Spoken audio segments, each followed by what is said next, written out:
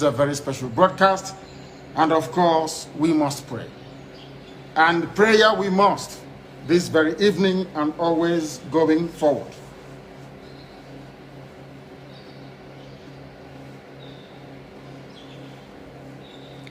And I will pray in the language of heaven, because Chukwukika Biama is in control of all that we have been doing and will continue to do until Biafra is restored and all the suffering indigenous populations and the damnable zoological republic are set free. Chineke na nke pụrụ ihe niile Chukwukika Biama onye ndefu na aja ha nsọ ya mma mgbe niile. Onye ọbụla na ya na-achị eluigwe n'ụwa na-agba akaebe ịhụnanya gị na ebere gị amara gị n'ọmịiko gị ebe ndị gị na-eze ebere ngọzi. Anyị wee na-etoghị agbanyeghị atụmatụ ọjọọ niile nke ndị iro. Iwe enye anyị ndụ n'ala nke dị ndụ n'ụbọchị nke taa. Anyị wee na-asị na ịja mma niile otu niile dịrị aha nsọ gị. Onye ọ bụ naanị aka ike niile na ọ gbadara aka ya. Anyị wee na-akpọku gị na-asị gị na nke ọma anyị ga-ekele gị, nke ọjọọ ma anyị kelee gị. Anyị wee na-aja gị mma, wee na-eto gị, wee na-asọpụrụ gị n'isi ụmụ gị niile bụ ndị ikwu ndị wee ezu oku mgbe a kpọrọ ha ka ha wee chekwaa ala nsọ gị bụ Biafra onye nwe m na Chineke na ihe n'ikwuru anyị nkwa na o mekataghị ka ndị iro wee were ala nsọ Biafra onye nwe m na Chineke na nke dị n'igwe. Agbanyeghị atụmatụ ọjọọ niile nke ndị iro ma ndị na-agba mgbagba ebe niile dị iche iche onye nwe m na Chineke nna ihere bụ nke ndị dị etu a n'ụbọchị nke taa. Anyị wee na-eto gị, wee na-asị onye nwe anyị na Chineke nna nke pụrụ m ihe niile, onye ọ bụ naanị ya na-azọpụta, onye ọ bụ naanị ya bụ okwu ya niile bụ ihe na amen. Anyị wee na-asị ezi ebube dị ngọzi na ọtụtụ na ịja mma na nsọpụrụ site n'ebighị ebi ma ruo n'ebighị ebi. Ise ise ise. Welcome, my amazing viewers. Thank you so much for joining me on my program once again. I appreciate you wherever you are joining me from. If you have not subscribed to my channel, please kindly subscribe to my channel. Click the notification bell so that you'll be notified each time I upload a video. You will be among the first to receive it. Thank you so much, and remember, in this channel, we speak about the plight of the indigenous people in the contraption called Nigeria. It doesn't matter your religion, it doesn't matter your location. We speak about the subjugation, the killing that is happening in the contraption called Nigeria, and we reveal it to the world to know the true situation of things in the contraption called Nigeria. It is not all well.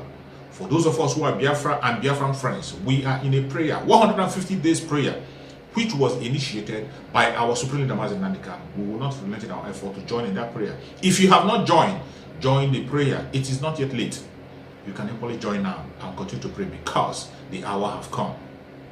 That very hour that our Supreme Leader Mazi Nandika has spoken about from 2015 up to date, that hour has come. He was telling us that they are coming. They are coming. Today, they are here. How are you getting prepared? How are you preparing yourself?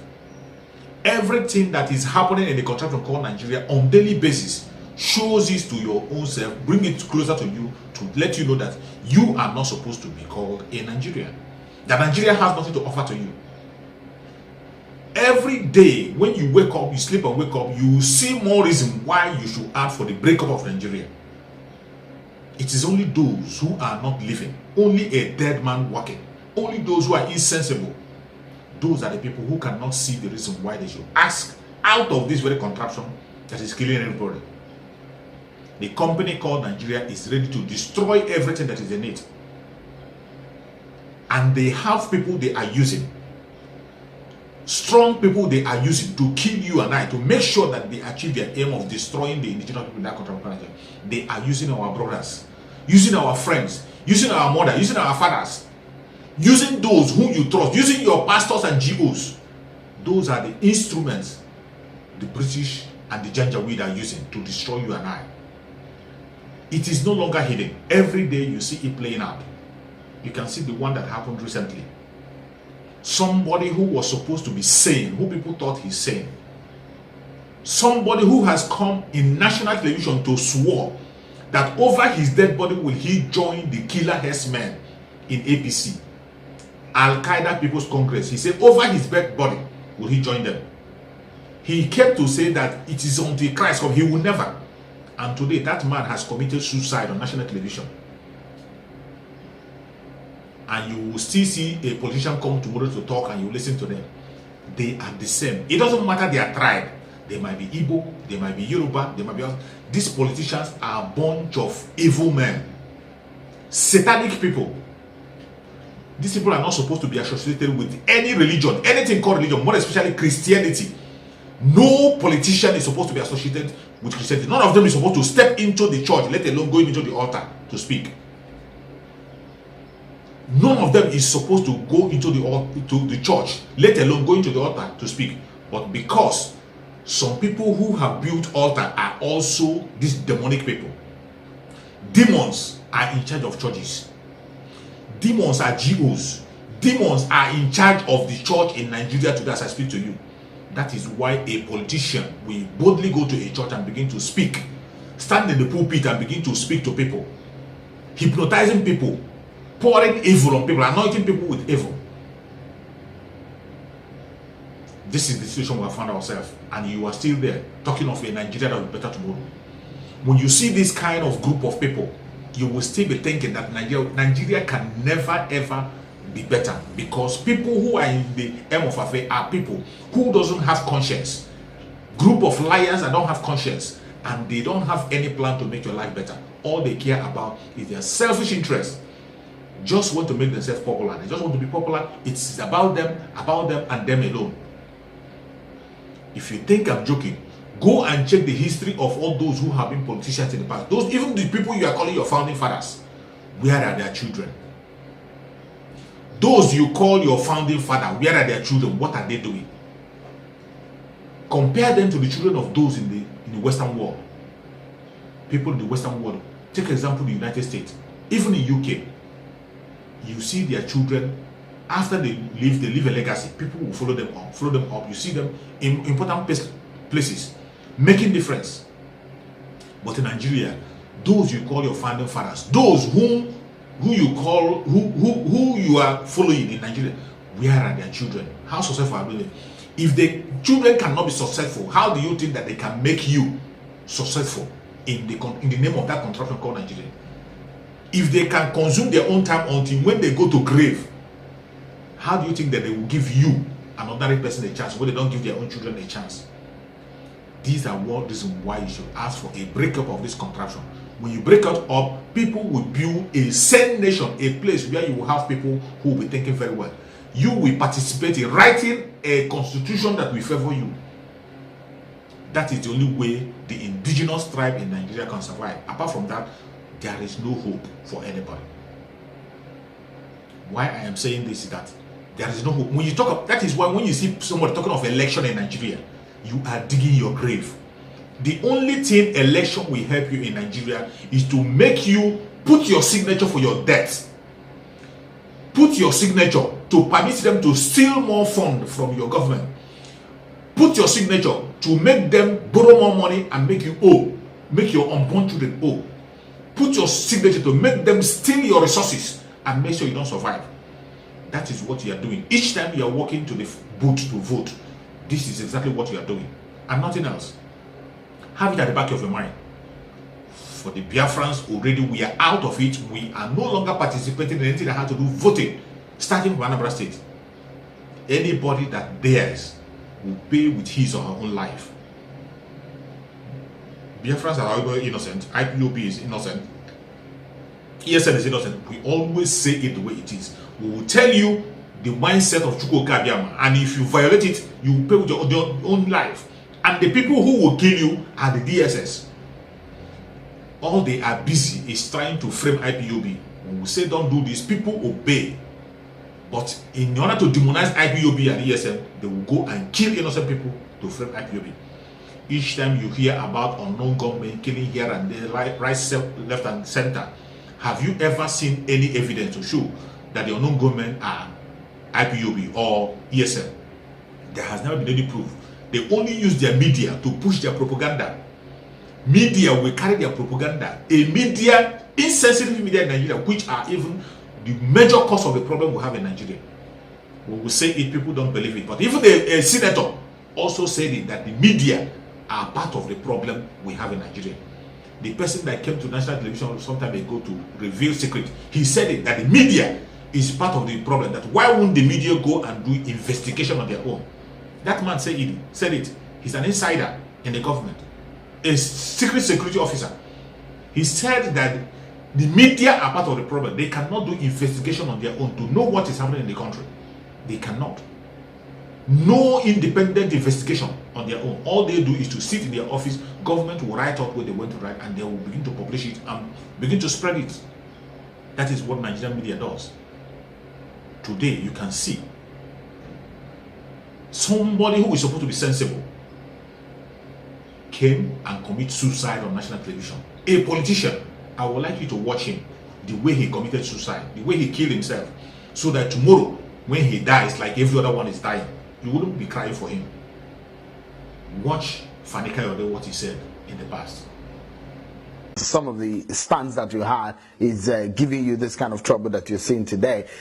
Is in crisis right now. Yeah. Are you sticking with the party? But of course, the PDP is my party. I will never leave the party. You're never considering going back to the APC? I would never. The APC, absolutely out of the question. Until kingdom comes, you know, until Jesus returns, that will never happen. But you left the PDP for the APC. Well, we've discussed that on many, many occasions. I've told you my reasons for doing that at that time. I was not happy. You see the way this man condemned himself, the way he killed himself. He called himself a Christian. He swore with Bible. He can say all manner of evil, say all manner of things. Today, that same man is coming back to join the APC. That same man who is best described as a dog is coming back to swallow what he had just said. And today, hear him, what he's saying on national television. Now, where the story of a former aviation minister, Chief Fani-Kayode, who has now rejoined the All Progressives Congress APC and who was on a visit to President Muhammadu Buhari, whom he had criticized heavily in the past. Mr. Fani-Kayode says is responsible for some of the defections, especially of some of the governors of the PDP who decamped from the PDP to the APC. He made this declaration today at the State House in Abuja after he was presented to President Buhari as the newest member of the APC.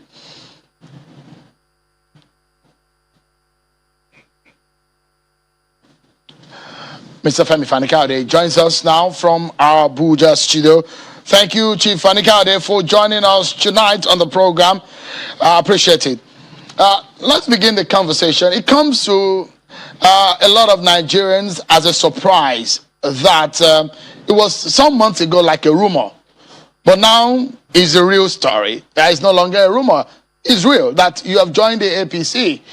And one will wonder that you met with the president today, one man that you heavily criticized. You called him some names. You brought up some rhetorics that became much more like led the conversation in the last election when you were the director of media for the PDP. And this is the same man that you have met today. What exactly changed from then and now? Thank you very much for having me on your program, and to God be the glory and blessed be his holy name.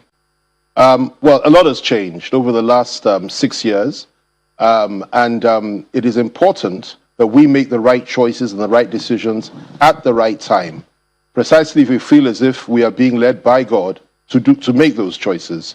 I make my choices. I owe nobody any explanation or apology other than my family members and other than my God. And I know that I'm doing the right thing. The most important thing for me, and I think some will appreciate this, is that there is no point in having any principle without power. You must have power in order to ensure that whatever principles you enunciate, you can effect them. Without that, you will simply be talking and nothing will change. I've discovered over the last few months that I can work very closely with people within the APC and elements within the government to effect a change. And we've done quite a lot of that over the last few months without me even joining the party. And it has been very effective. I've collaborated with many people within the party, many of the governors in the party, and I will continue to collaborate with them, even some outside the party. But the most important thing for me right now is this. This country, in my view, is on the brink of war. It's on the brink of disintegration. And we have to join forces, all come together, set our differences aside, and ensure that we build bridges of unity and peace, and ensure that we pull ourselves back from the brink and fight those, mainly from outside this country, that want to destroy our country by dividing us on regional, ethnic, religious, and political party lines. We must build that bridge. We must work together, and we must effect a positive change in our country and move this country in the right direction. And that's part of the reasons that I decided to make this decision today. Great. I might be staying for a few minutes on some of your philosophy and some of the things that you have mentioned. I will do that quickly and move on the real issues confronting this nation. First and foremost, you've accused President Buhari on issues relating to ethnicity, on issues relating to region and all of that. Several things that you said about him. Has he changed? Those things still remain the same?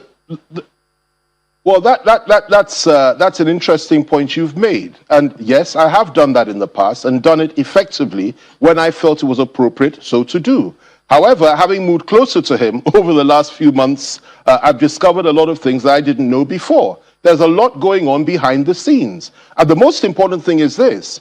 If I believe in a certain philosophy, or I believe that we should move in a certain direction, and I'm getting positive responses from, when I act from within the family, as it were, and do so behind closed doors, and ensure that change is effected in terms of policy, in terms of the way in which the country is run, in terms of the way in which disputes are settled amongst our various people, and in terms of the war against terror, and I get positive results as a consequence of my personal contributions at various levels, then of course I have to respect that.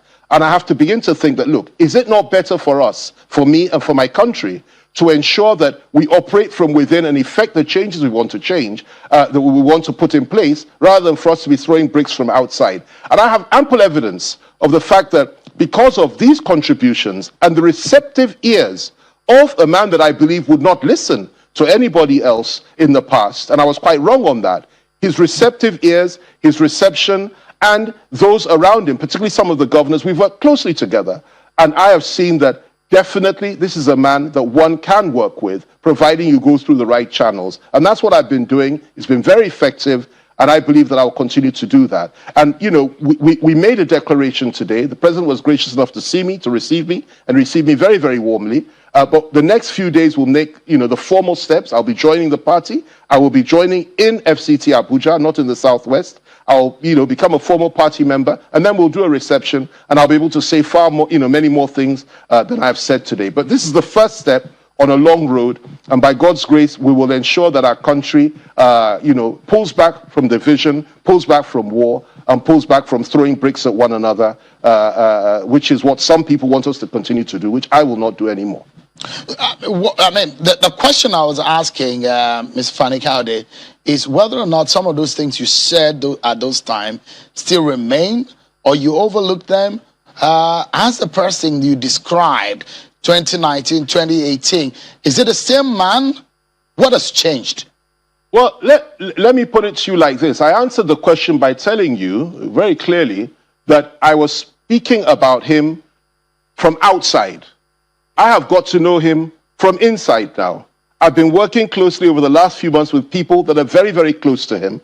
And they would not have done that had it not been for the fact that he asked them or allowed them to do so. We've come to get to know one another. And it's absolutely clear to me that the perception that we had in the past, many people had, many still have, is clearly wrong. We can work together. We can come together. We can build bridges. We can effect unity in this country. And let me give you one example of that. In the past, we said that elements in the core north have refused to fight terrorism. We all accused them of this. In fact, we went as far as to say that elements in the core north were supporting the terrorists, and they were killing our people and their own people. Well, look at what's happening in the core north today. You have a far more vigorous fight in the core north against the insurgents and the terrorists from the core northern governors than anywhere else in the country. And that is something that ought to be commended. They couldn't have done that without the backing of Mr. President. Hundreds and hundreds of terrorists and bandits are being slaughtered in the core north today as a consequence of that policy. That's just one example. Another example is this. We had a situation a few months back, and I was involved in it, I've told you on this program before, where there was a food embargo on the south, and where there was a plan by elements in the north to slaughter southerners as a reprisal for what happened during the riots in Ibadan and during the riots in Lagos. And there was a clearly well-orchestrated plan. Well, we all came together. We didn't go to the media. We didn't shout. We didn't insult one another. We came together with a number of other people, players from all over the country, and we resolved the issue. And the issue was resolved in an amicable way. Nobody was killed, no reprisal killings in the south, the food embargo was lifted, and Nigeria moved on. Now, that is the way to operate, as far as I'm concerned. There is a time to shout and scream and fight and criticize and condemn. There's a place for that in democracy. There's also a time for us to keep our cool, work purposely and constructively together to ensure we come to a good and expected end for our people and for our nation. And that's where I am today. I have not changed in terms of my core values and my principles. I will never change in terms of my core values and my principles. And I will carry those core values and principles into the APC and fight my corner any day, any time. But one thing I'll tell you is this. We need to respect other people's views. We need to work together with other people, even those we disagree with, and we need to ensure that this country remains one. And that's what I intend to do, and I owe nobody an apology for that. So let's get it clear. So the things that you said in the past are not true. You've seen it clearly. Is it because I know you're a Bible student? No. Is it a case of once you were blind, now you can see? Is that the kind of situation? No, listen to me. Listen to me very carefully. I told you, and if you go back, play this again, you will hear it over and over again. Listen to me very carefully. I told you that it's a question of perception. I had never met I'd met him once or twice in 2013. I'd never worked with him ever before in my life. We were not close, we were in different parties, and we were fighting a war. We were fighting a political war in 2015. And I might add that over the last few years after that, I spoke against him probably more than anybody else in this country. However, when it became clear to me that it is not as we thought it was, it's just not as simple as that, and that our country is in a situation of war right now. We are in the middle of a war, and many people want to divide our country. So what do? We retrace our steps, we stop and think, and we say, look, let us work together with those we may have been opposed to in the past, but we believe we can build bridges and move the country forward together. I'm not saying Mr. President is an angel, and I'm certainly not saying he's a demon. I'm saying that he's a man like any other man, but I've come to realize that we can work together. And I've come to realize that he's open, he's magnanimous, he's somebody that has opened his doors to us, and he's welcoming everybody from the other party and from the opposition into this party, and he's not telling anybody, oh, don't say this, don't say that. As long as I'm guaranteed that I can work with him, I can work with anybody in order to ensure that Nigeria survives. Today's major issue is not what you or I think of President Buhari, or what you think of me, or what I think of you.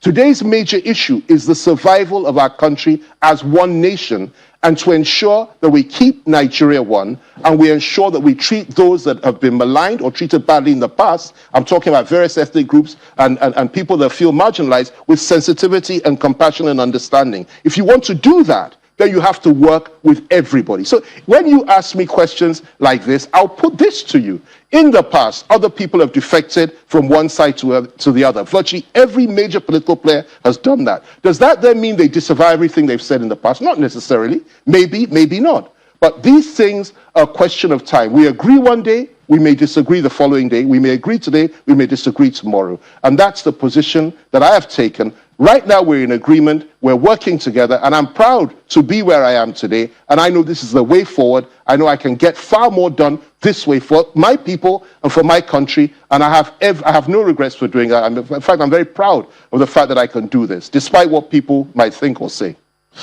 I must give it to you that the power of eloquence that God has given to you makes it even easy for people to understand what you say.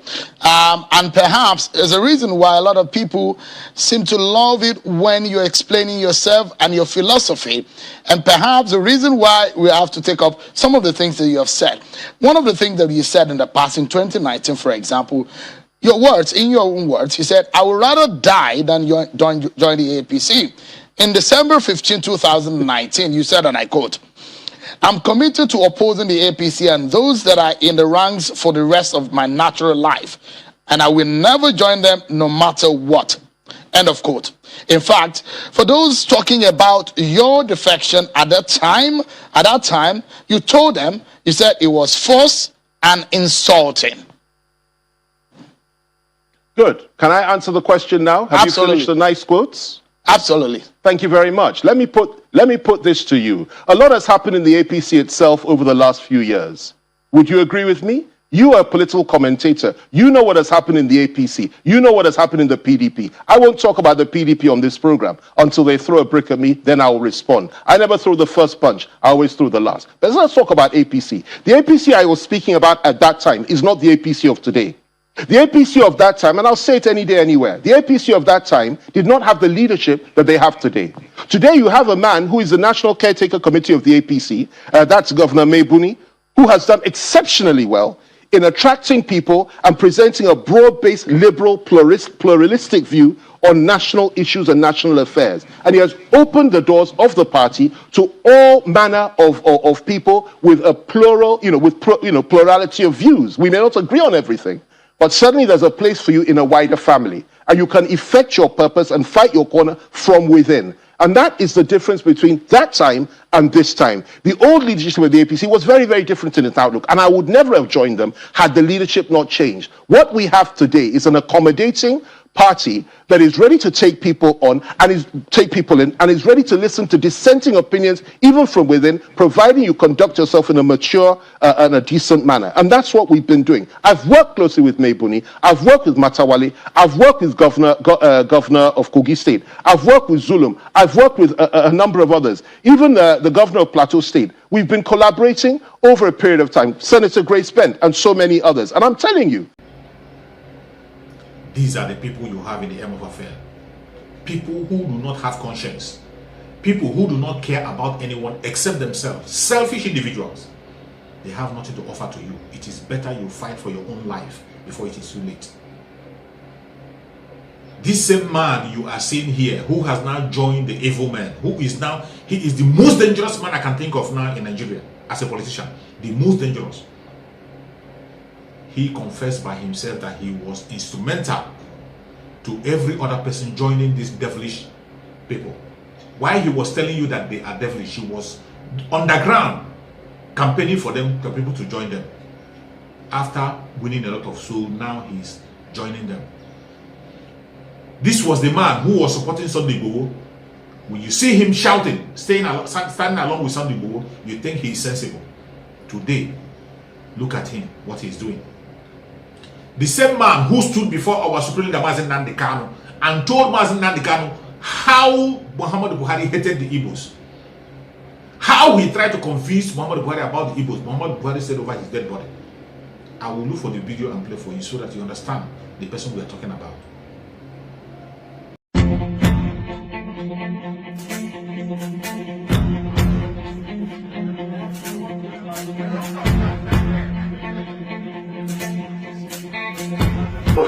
I was in APC for 9 months. What I saw. Memorable, man. Oh my God. What I saw, man. Memorable, man. And because I was fighting Jonathan because Jonathan was giving too much to the Northerners and he was very unfair to the Yorubas, and you know the story. And I told them, I said, look. So when I went to APC, Buhari now, I met Buhari through El Rufai. We interacted 3-4 times. We go and meet him. He had a house somewhere else, not here. He lives just around the corner from here now. But he had a house elsewhere. We went there. So, but as time went by, he now started sending for me. So I went there with Nasir. And one day they called and said he wanted to see me. So I said, okay, I'll go. I met him at the trans hall. When I got there, he said we should go inside the bedroom. we sat in the bedroom talking. He started talking. He said, he wants to, I know his aspiration, but he has a challenge with trusting people in view of what has happened to him in the past.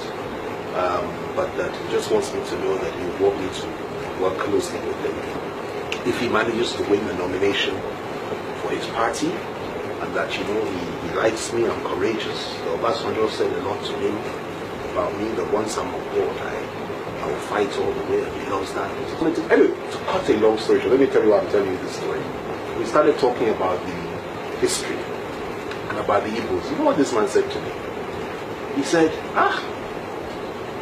they killed our leaders in the middle of the night, and we can never forget it. That it's a cultural problem. You can't trust them. When he was talking about trust, that's where it came up. I said, sir, they killed not just northern leaders. They killed leaders from every zone. Southwest, where I come from, the Niger, the south, everywhere. Every zone. Not just the north. And he said, no, he said, but we remember. We will never forget. We will never forget. And we cannot trust them. He said, it's a cultural problem.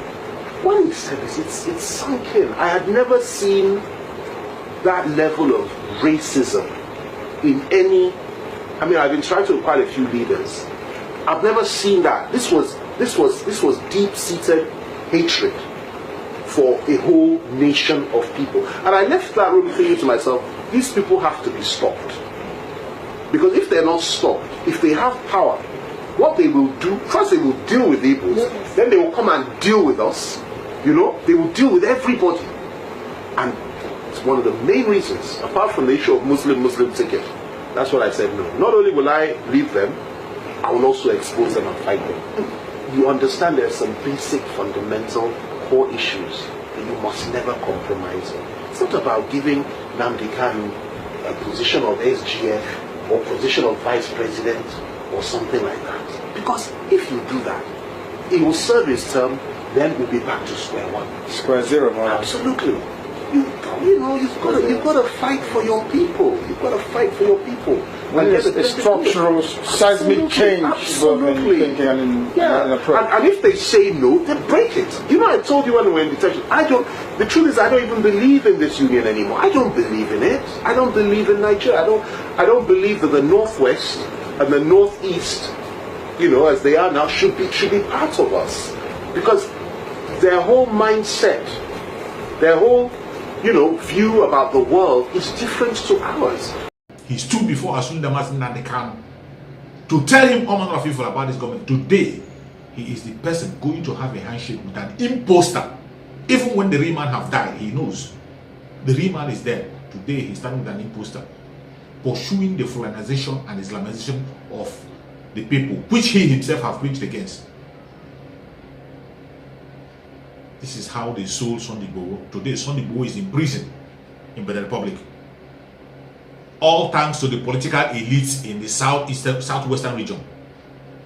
The political elite in the southwestern region sold out Sunday Igboho. You saw when the Sunday Igboho was captured in Benin Republic. They were all trooping in as if they were going to do something tangible. They were all moving in to go and negotiate. Today, they have succeeded in negotiating the detention of Sunday Igboho in Benin Republic. He is now in prison in Benin Republic. Even his own lawyer was bought over. His lawyer cannot tell us what offense have Sunday Igboho committed. His lawyer cannot mention. He only said that the case is between him that Sunday Igboho committed and offended is a very great offense that cannot be. What offense have Sunday Igboho committed that made him to be detained in the Republic? The lawyer cannot make bold to tell us. He has been bought over. These are the people we have. That's why when Mazi Nnamdi Kanu come and tell you that Africans are wicked, take it from him. He knows what he's saying. They don't have a heart. They only care about their stomach. They put their stomach first against their future. They think of now. They don't think about their future. They never think about their future. They think of now, what they can eat now and be filled up. That is it. Tomorrow can take care of itself. That is why they are backward, because they support evil. They support evil. If somebody like this man called Fani-Kayode can come on national television boldly to swallow what he has said, Thank God for social media. Thank God for video. Thank God for technology. Videos never lie. They think we are fools.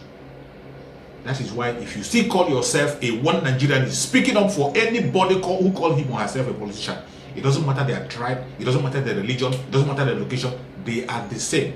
Bunch of idiots, bunch of wicked souls fighting for their own selfish interests and not for you. It is high time you wake up. The only thing that can save us from this calamity that we are in, the only thing that can save us is the strategy that Mazi Nnamdi Kanu have put in place. Every strategy that Mazi Nnamdi Kanu have put in place, that will save us. Continue to ask for a referendum. Continue to ask for the breakup of the contraption called Nigeria. Continue to demand for self-determination. That only can save you. If you know how to participate in the seat at home, to show your own grievance, participate in the seat at home more than ever. Do it now, because you might not have the opportunity to do it tomorrow. If you do not speak now or act now, you might not have the chance tomorrow. It is no longer the issue of saying they are coming, they are coming. They are here and they are ready to take you out. By all means possible, they are ready to kill as many people as possible. They don't care about you. They don't care. And when you are waiting for United Nations cannot come, that is for sure. They will not come. You will save yourself. Self-determination, you will save yourself. Self-defense, that is where we are now. That is where you have to join your own group. If you are a Biafran, join the Biafrans and support the ESM with the last dropping of your blood. Support ESM with everything you have. If you fail to support ESM, wait for your death. That is the only answer. That is the only thing. If you are Oduduwa, support the Oduduwa group. Find out what the Oduduwas are doing to protect themselves. Join them. They protest everything they are doing. Support. There are saboteurs everywhere. They are in Oduduwa land. They are in Biafra land. They are everywhere. Just focus. Pray and be focused. Use your senses to know what is right and what is wrong. God has given every human being conscience. For those who their conscience is dead, we know already that they are dead themselves. But for those of us who our conscience is still alive, follow your conscience. Do that which is right. It will never fail you. Just as our Sunni Mazi Nnamdi Kanu have been upright and consistent. That is the strength of our Sunni Mazi Nnamdi Kanu. Consistency. What he said in 2015, he is still saying today. What he said from the beginning of the struggle up to today, he is still saying the same word. He doesn't change. And nobody can change him.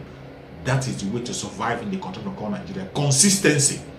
Ask for a breakup. Ask for a referendum. We will surely get it. It doesn't matter what they do. It doesn't matter what they say. The time is near. We are going home. The Biafrans are going home very, very soon. And Biafra must come. It has come already. Not must. For those who are still waiting, the train have left the station. The train have left the station. Biafrans are going home. On their way home. With our Sunni Mazi Nnamdi Kanu lifting up the flag, and we will celebrate with him in Biafra land. It doesn't matter what they say. Our Sunni Mazi Nnamdi Kanu, Chukwu Okike Abiama will continue to strengthen him, and he will come out stronger than ever, more formidable than you can ever believe. Very, very soon. It's not too very soon. You will hear the story. Even for those who are still bragging and looking for posts and thinking that they can position themselves wherever and talking about irrelevant things. You will be shocked to your knees when our Sunni Mazi Nnamdi Kanu will come out very, very soon. May Chukwu Okike Abiama continue to protect our Sunni Mazi Nnamdi Kanu. May Chukwu Okike Abiama continue to strengthen our Sunni Mazi Nnamdi Kanu. May Chukwu Okike Abiama continue to give him strength, continue to give him revelation, so that he will continue to send messages to us, and we will march together with him into Biafra land. Thank you so much for watching wherever you are watching from, and remember us. Bye bye. See you again on the next video.